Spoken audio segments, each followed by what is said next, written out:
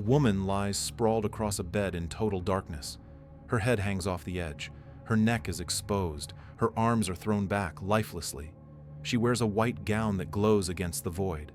On her chest sits a creature, small, grotesque, ape-like, crouching. It has the face of a demon and the posture of something that knows it belongs there. The creature doesn't look at the woman. It stares directly outward, at you. Behind her, through folds of blood-red velvet, a horse's head emerges from the darkness. Its eyes are white, glowing, unseeing. Its nostrils flare. The animal seems to have pushed its way into the room from somewhere else, somewhere worse. The curtains part for it as though the fabric itself has surrendered. This is The Nightmare, painted by Henry Fuseli in 1781. When it was exhibited at the Royal Academy of London in 1782, viewers called it shocking. Some said it alarmed them. The painting had no moral lesson, no noble subject, no redemption. It depicted something private, irrational, uncontrollable. A woman alone in her bedroom with a demon on her chest. The public had never seen anything quite like it. Art that existed not to teach or inspire, but to disturb. But the painting isn't just art. It's evidence. Henry Fuseli was born Johann Heinrich Fuseli in Zurich. The original version of The Nightmare is held at the Detroit Institute of Arts. It measures roughly 3 feet by 2.5 feet, small enough to hang in a private room, large enough to dominate it. Fuseli used chiaroscuro, extreme contrast between light and dark. The woman's body absorbs almost all the available light in the composition. Everything else dissolves into shadow. She is displayed like a specimen, like something meant to be examined. The bed is draped in heavy fabric. A small table sits in the lower left corner, barely visible. On it, a glass phial, a book, a mirror. The phial suggests laudanum, or a sleeping draught. The implication is that her unconsciousness may not be natural. She may have been sedated. She may be ill. The mirror, turned toward shadow, reflects nothing visible. It marks the boundary between waking reality and the nightmare realm. The book lies closed, its contents unknown. Perhaps the source of disturbing dreams, perhaps evidence of a mind seeking escape through reading before sleep claimed her. Her pose mimics a famous classical sculpture, the sleeping Ariadne. In the original, Ariadne rests peacefully. Fuseli corrupts the reference. His version of the pose hovers between two states, death and ecstasy. The Georgian audience of 1782 couldn't determine which. That ambiguity scandalized them. The painting arrived during the Enlightenment, an era obsessed with reason, logic, and empirical observation. Academic art was expected to teach. Historic paintings depicted virtue. Religious works offered comfort. Portrait commissions immortalized the respectable. Fuseli's painting did neither. It validated the irrational. It gave form to superstition at the exact moment science tried to eliminate it. It suggested that beneath the veneer of rational civilization, something ancient and uncontrollable still held power over the sleeping mind. The painting had no moral, just fear. In 1779, Fuseli fell in love with Anna Landolt, the niece of his friend. She was young. He proposed marriage. Her father refused him. She married a wealthy merchant instead. Fuseli's response to the rejection was documented in a letter. He wrote about Anna, "I am hers, and have her I will." 2 years later, he painted The Nightmare. Art historians interpret the painting as a projection of sexual frustration and jealousy. The theory is widely accepted. Fuseli couldn't possess Anna in reality, so he created a permanent public image of possession. The woman in the painting may or may not be Anna, but the act of creating it, of displaying a vulnerable, unconscious woman to the Royal Academy audience, was itself an act of revenge. It was a statement of control, of ownership through representation. He transformed his private humiliation into a public spectacle, and in doing so, he made her imagined body the property of anyone who looked. The creature crouching on the woman's torso is an incubus. The term comes from the Latin incubare, to lie upon. In 18th century folklore, an incubus was a demon believed to sit on sleepers, suffocating them or sexually assaulting women during the night. Fuseli's depiction is the most accurate pre-modern representation of a medical condition, sleep paralysis. Sufferers of this phenomenon report waking unable to move, feeling a crushing pressure on the chest, and sensing a malevolent presence in the room. The condition was called old hag syndrome in some regions. The sensation of suffocation, the weight, the paralysis, all appear in folklore across cultures as a demonic attack. Fuseli gave it visual form, translating a universal physiological terror into supernatural imagery. But the incubus also functions as something else. Art historians see it as Fuseli's surrogate, the demon he could not be in life. The creature embodies rejected desire. It sits where he cannot. It possesses what he was denied. The horse intrudes through the curtains behind her. The word nightmare derives from the Old English nightmare, where mare refers to a crushing spirit or goblin, not a female horse.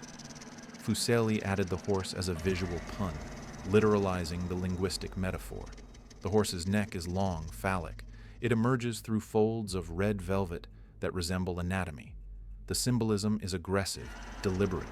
In folklore, the horse was often the steed that carried the demon. Here, it becomes part of the violation. The horse and incubus work together, intruders from the nightmare realm into the space of human vulnerability. The incubus does not look at the woman. It looks at you. This is the painting's central mechanism. The demon's gaze breaks the fourth wall. You are not a passive observer. You are implicated. By looking at the painting, you enter her bedroom. You see her vulnerability. You witness the violation. You cannot look away without acknowledging what you have seen. Fuseli forces complicity. The act of viewing becomes participation. When he exhibited this work at the Royal Academy in 1782, he made his private revenge a communal experience. Thousands of viewers became witnesses. Thousands became accomplices.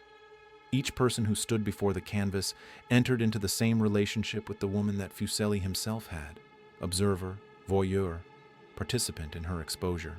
The painting's power doesn't come from shock. It comes from this quiet invitation to voyeurism. You are in the room. You are watching.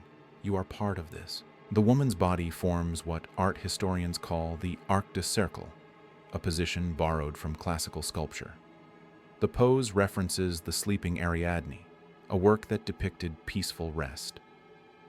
Fuseli transforms it into something unstable.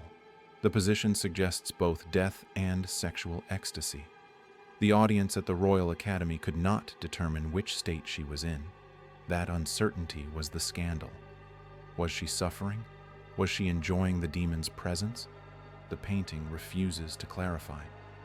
Georgian society was deeply repressive about female sexuality. Women were expected to be passive, virtuous, without desire. The idea that a woman might experience pleasure, even in a nightmare, even through supernatural assault, challenged fundamental assumptions about female nature. A woman alone in her bedroom, vulnerable, with a creature sitting on her chest. This bordered on pornography. But the ambiguity made it worse. If she were in pain, the image was horrifying. If she was experiencing pleasure, it was obscene. Fuseli deliberately constructed this ambiguity. He painted her in a moment that could be read as assault or as dark fantasy. By refusing to commit to one interpretation, he implicated the viewer in deciding. He made the audience complicit in their own discomfort. The Royal Academy audience in 1782 saw only the front of the canvas. They did not know what was on the reverse side. On the back of the canvas, Fuseli painted an unfinished portrait of a woman. Scholars are almost certain that it is Anna Landolt. The identification is based on stylistic analysis and the timeline of the work's creation. The portrait remains incomplete, as though Fuseli could not finish it, or chose not to. Fuseli physically bound the nightmare to her image. The horror and the muse are the same object, inseparable, existing on opposite sides of the same canvas. This is the smoking gun. It confirms the theory that the painting was born from rejection. Fuseli could not separate Anna from the nightmare. He painted her on one side and the violation on the other. He made them inseparable. The two images exist in a permanent relationship, portrait and punishment, muse and monster, on opposite faces of the same physical object. The hidden portrait is not visible when the painting is displayed, but it exists. It is permanent. It is proof that this masterpiece was, at its core, an act of obsession. The evidence remains, hidden but undeniable. Anna Landolt said no. Fuseli made her yes eternal. The painting became a cultural virus. Within a decade, political cartoonists across Europe were using its visual language. The composition proved endlessly adaptable to satire. When a politician was crushed by scandal or debt, satirists drew them in the woman's pose with their problem, taxes, war, corruption, sitting on their chest as the incubus. The image became shorthand for oppression, for being weighed down by forces beyond control. Mary Shelley, the author of Frankenstein, grew up hearing about Fuseli.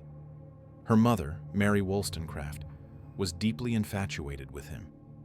Shelley inherited that fascination.